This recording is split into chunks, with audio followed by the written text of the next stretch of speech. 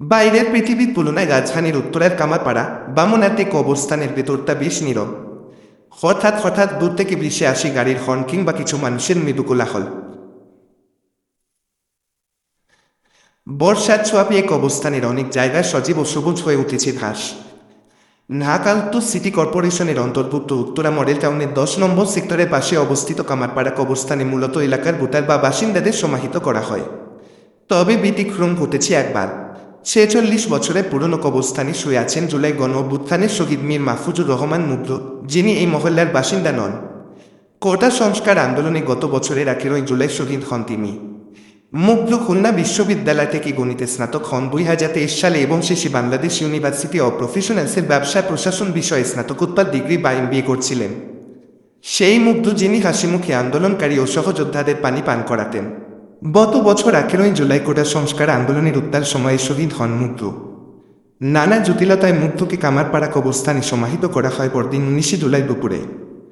অন্যদিকে 20 বছর বয়সী রিদওয়ান শরীফ রিয়াদ জয় কামারপাড়ারই বাসিন্দা, টঙ্গী সরকারি কলেজের ইংরেজি বিভাগের প্রথম বর্ষের ছাত্র।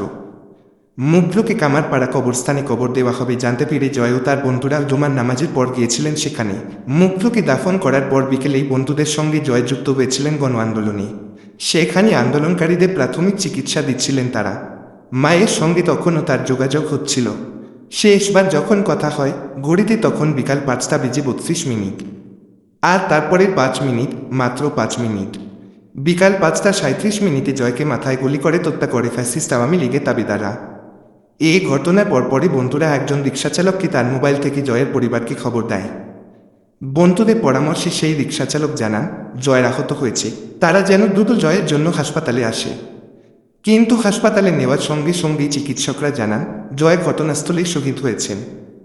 সেদিন সন্ধ্যার পর শহীদ মুগ্ধর পাশেই চিরনিদ্রায় শায়িত করা হয় শহীদ রিদওয়ান শরীফ রিয়াদ জয়কে। কে জানত সেদিন বিকেলে যে কবরের পাশে দাঁড়িয়েছিল জয়, সে রাতে সেখানেই নিজের চিরস্থায়ী ঠিকানা হবে তার। পাশাপাশি কবরে চিরনিদ্রায় শায়িত এই দুই তরুণের জীবনের সেই সপ্তাহটি মনে করিয়ে দেয় কতটা তীব্র ও আবেগঘন ছিল জুলাই গণ অভ্যুত্থান। পরিস্থিতি তখন এমন ছিল স্বাধীনভাবে কেউ একটু কাঁদতেও পারেনি। ফ্যাসিস্ট রেজিম থেকে যদিও আমরা আজ মুক্ত হয়েছি, কিন্তু দেশটাকে কি সেই কাঙ্ক্ষিত লক্ষ্যে নিয়ে যেতে পেরেছি?